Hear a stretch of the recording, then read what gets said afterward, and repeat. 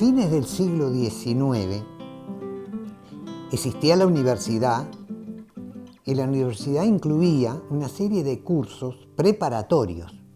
Y ese era el sentido un poco de comienzo los cursos preparatorios, geografía, historia, latín, francés, biología, etcétera, que eran preparatorios para ingresar a estudios superiores después en las facultades de medicina, de derecho, de matemáticas, etcétera, que se crearon en esos años, estaban creadas ya. Cuando comienza el siglo XX, se empieza a cambiar la situación. En primer lugar, cambia el país mucho, se pacifica el país en general, terminan las guerras civiles, crece la industria mucho trabajador industrial, hay crece el Estado enormemente, se crean muchos servicios públicos. Todo eso va generando la necesidad de gente con un nivel superior al nivel escolar, a la formación puramente escolar. A principios del siglo XX, en 1904, un rector de la universidad, que por lo tanto incluía también a las enseñanzas secundarias, él planteaba muy claramente una cosa, decía, las sociedades no son grandes por la élite intelectual que las gobierna, las orienta. Esa élite no serviría para nada, no podría hacer nada, si no contara con una masa importante, una población, una juventud ilustrada, formada, inteligente, que le transmita a la sociedad, a la población, a la base, las ideas de esa élite. Es decir, tenía muy claro entonces una estratificación social. La élite dirigente, alta, por supuesto, perteneciente a la clase alta, inteligente, cultivada, doctores, ¿no?, médicos, etcétera, ingenieros, esos iban a planificar la sociedad. Ahora, ¿quién iba a hacer esa sociedad? ¿Quién la iba a construir? La base, el pueblo. Ahora, ¿quién le explicaba al pueblo lo que había que hacer? Precisaba justamente una clase intermedia. Y él lo dice, ¿dónde se van a formar esa clase intermedia? En los liceos que estamos proyectando, porque en ese momento estaban pensando ya justamente en liceos. El niño que egresaba de la escuela, si iba al liceo, iba a pertenecer a esa clase media, que tenía un cierto prestigio, iba a ocupar lugares importantes, más que servir de polea de transmisión de las ideas, iba a ocupar lugares importantes que ya se estaban creando. Por ejemplo, los organismos públicos, la administración, los bancos. Todo eso necesitaba gente con una capacitación algo mayor que la que daba la escuela, que era la que estaban dando los liceos. Primero son las capitales departamentales, pero luego las poblaciones importantes quieren tener también su liceo. Algunas incluso se habían creado antes ya de los liceos departamentales, había algún liceo, alguna institución privada.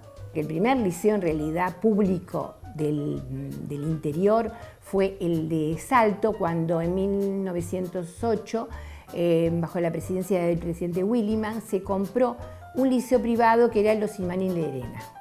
Ese fue el primer liceo público que tuvo el interior.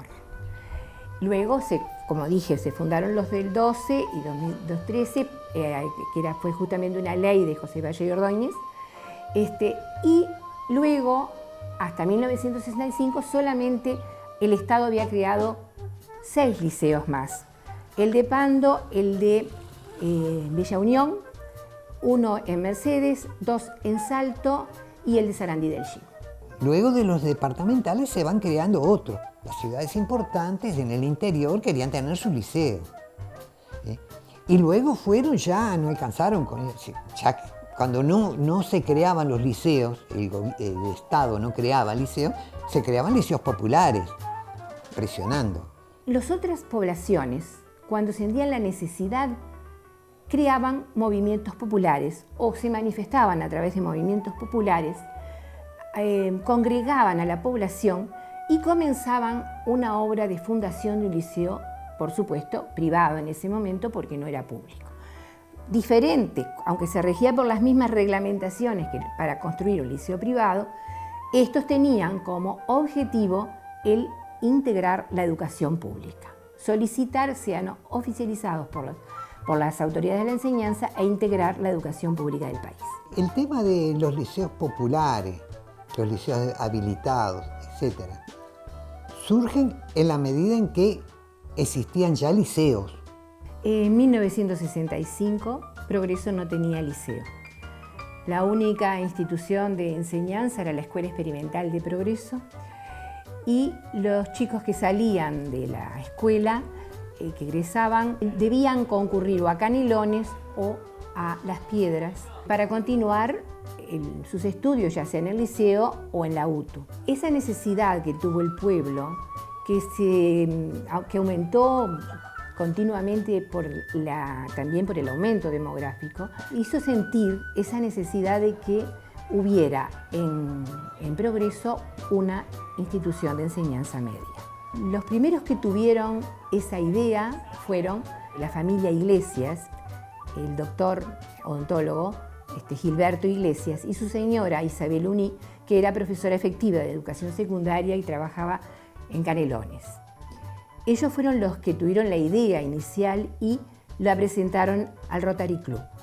Yo fui a esa reunión en el cine, porque justo ese año yo había ingresado al IPA. Entonces mi padre dice, pero escuchá, me están llamando para ir a trabajar por ese liceo, ¿por qué no te presentás? Porque digo, estás dentro de tu vocación.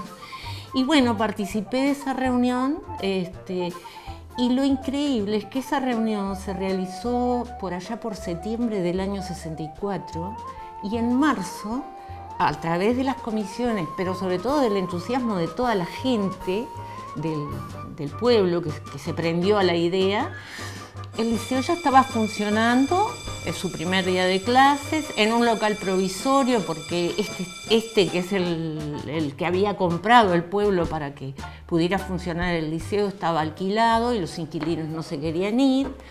Entonces por 2 años estuvimos en un local muy apretadito, pero esto ya era desde siempre lo que el pueblo había comprado en esos pocos meses, con el compromiso de todo el mundo.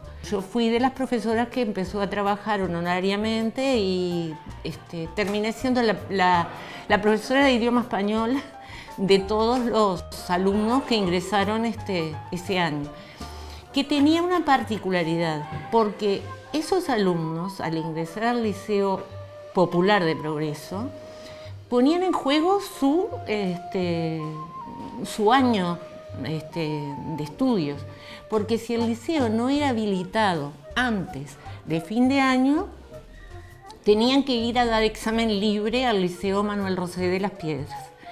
Y justamente en septiembre, o sea, al año de haberse realizado esa primera reunión en el Cine Progreso, yo tuve la sorpresa de ser la primera profesora que recibió una inspección de secundaria porque el liceo ya había sido habilitado. O sea que demoró menos de un año en ser habilitado.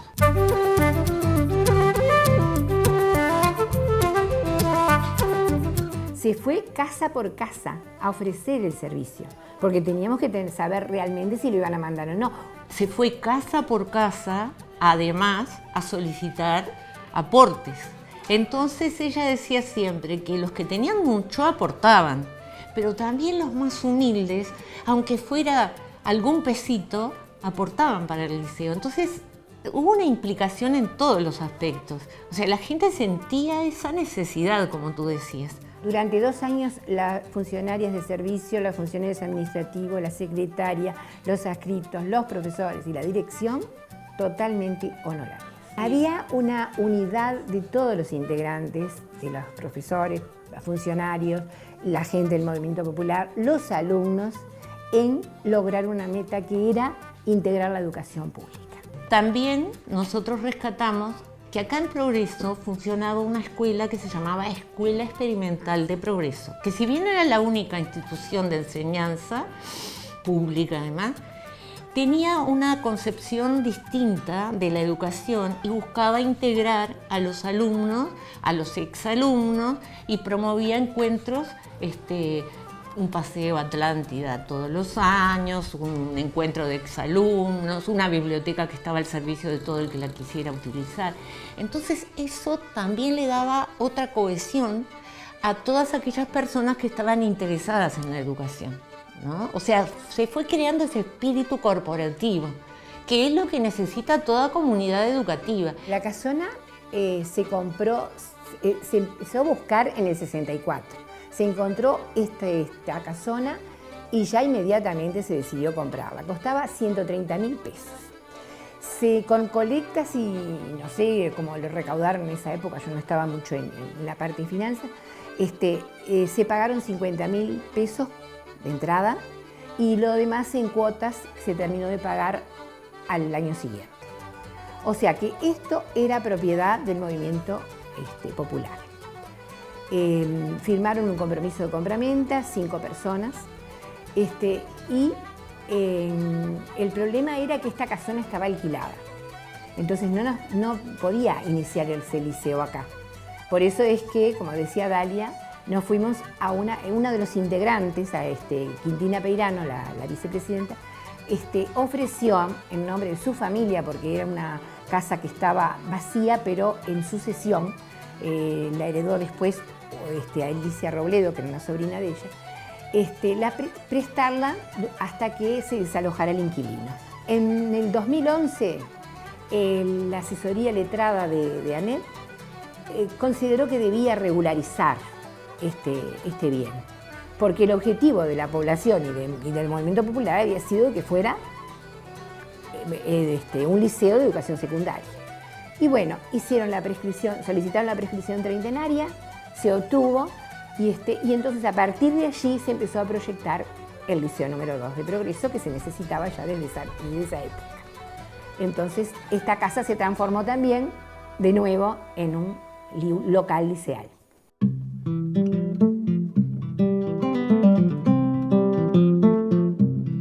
Yo vivo desde que tenía 10 años acá en Progreso. Pero no trabajé, trabajé un tiempo, después concursé y fui a otras localidades. Entonces, hace muy poco, cuando emprendimos la tarea esta, a instancias de ella, de publicar ese trabajo original y enriquecerlo con nuevas investigaciones, salgo del supermercado, que es un poco el centro social de Progreso, y se acerca una persona de bastante edad. Me dice: profesora, ¿se acuerda de mí? Yo, ¿qué me iba a acordar? Si prácticamente tenía la misma edad que yo, pelada. Dice: bueno, yo soy fulano.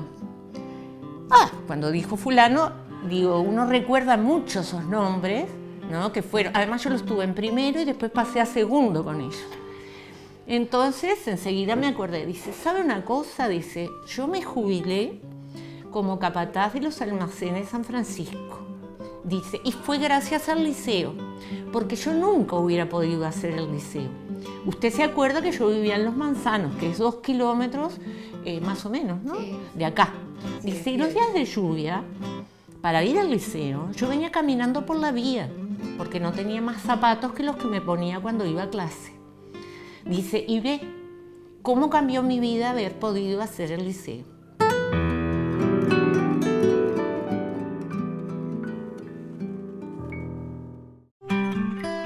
Recordá no salir de casa si no es estrictamente necesario.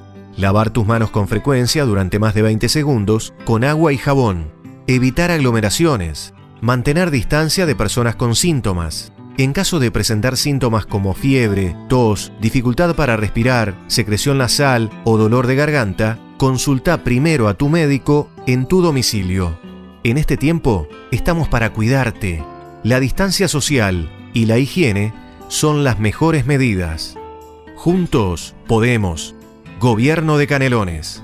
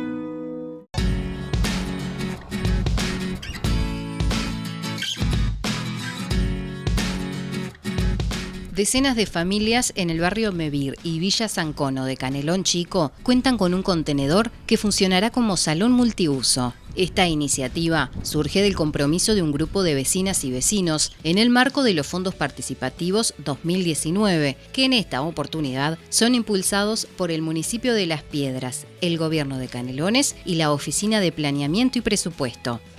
Se comenzó la primera etapa, como les dije, de hacer las convocatorias a los vecinos y vecinas para escuchar, a ver realmente si querían un salón comunal y qué intereses tenían o qué querían para ese salón. Después llegó la segunda etapa, que fue conseguir el presupuesto, aprobar el presupuesto, buscar dónde comprarlo, traerlo, todo eso. Todo eso ya se cumplió. Hoy viernes, vamos a cumplir una tercera etapa, que es la realización del pozo negro, la conexión del baño, y empezamos los trámites de luz y agua, que también eso hay que traerlo. Ya estaríamos ahora en la semana que viene en una tercera etapa, que es conseguir el amoblamiento que necesitamos para el salón comunal. Y bueno, y así vamos cumpliendo etapa a etapa. El espacio se ubica en la placita del barrio, donde próximamente se incorporarán nuevos juegos infantiles y estará destinado a fortalecer la convivencia y participación vecinal. Apuntamos a que abarque, como presentamos el proyecto, desde niños hasta adulto mayor. También traer charlas de género, charlas de lo que se vaya presentando. También estamos aspirando a una biblioteca y también ver, en la medida de lo que se puede, ir trayendo algún taller. Vamos a tratar de trabajar a partir de abril también con el liceo, las escuelas, que tenemos 3 escuelas en la zona, y el liceo, que tiene doble horario, doble turno. Con esa propuesta educativa de ir también involucrándonos a ellos. En fin, a medida que se van presentando las cosas, las vamos a ir estudiando y acomodando al lugar, y bueno, en la medida que la gente también se quiera sumar, esa es la idea, para que pueda ser realmente participativo entre vecinas y vecinos.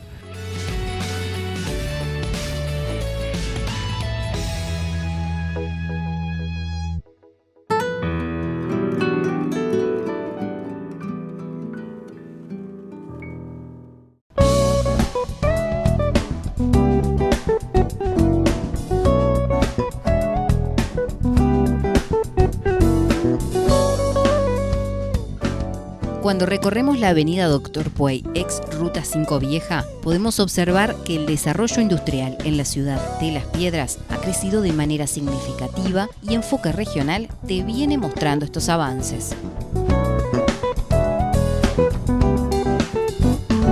En esta oportunidad recordamos lo que fue la instalación del primer aerogenerador del departamento de Canelones, que se encuentra ubicado en el predio frigorífico de la empresa Corfrisa.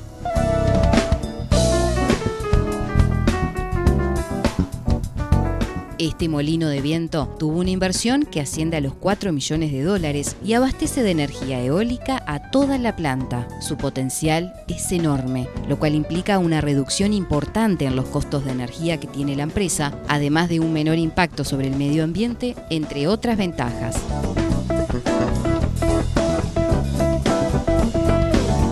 Nuestro país constituye un ejemplo a nivel mundial en materia de políticas energéticas y el departamento de Canelones continúa apostando en la inversión e innovación en este tipo de acciones.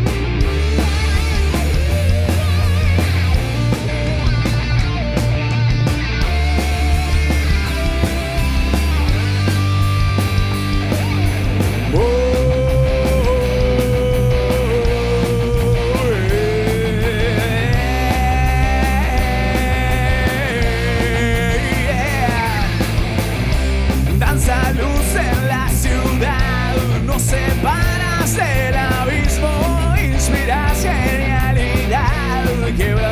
noches con sonidos.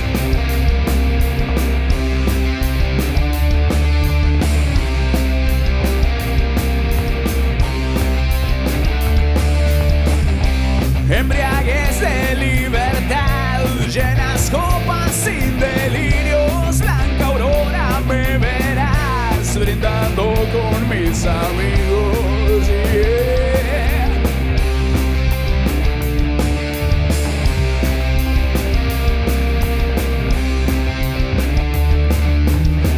Despiértate y sal de ese lugar, libérate y empieza a volar. Impúlsame hacia donde estás. Juntos, hermano, vamos por más. Sí.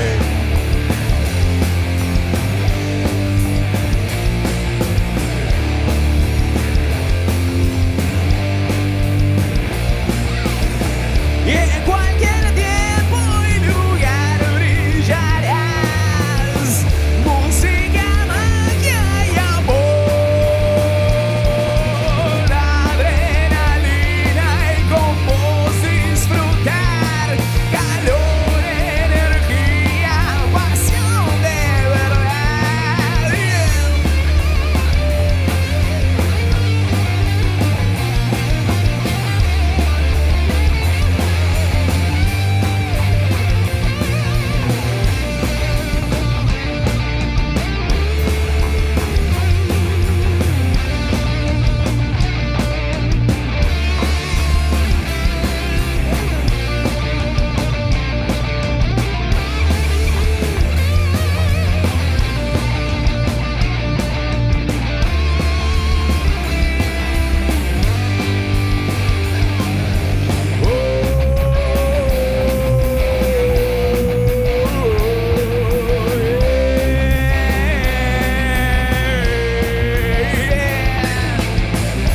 Inspiras genialidad, quiebras noches con sonidos, embriaguez de libertad, llenas copas sin delirio.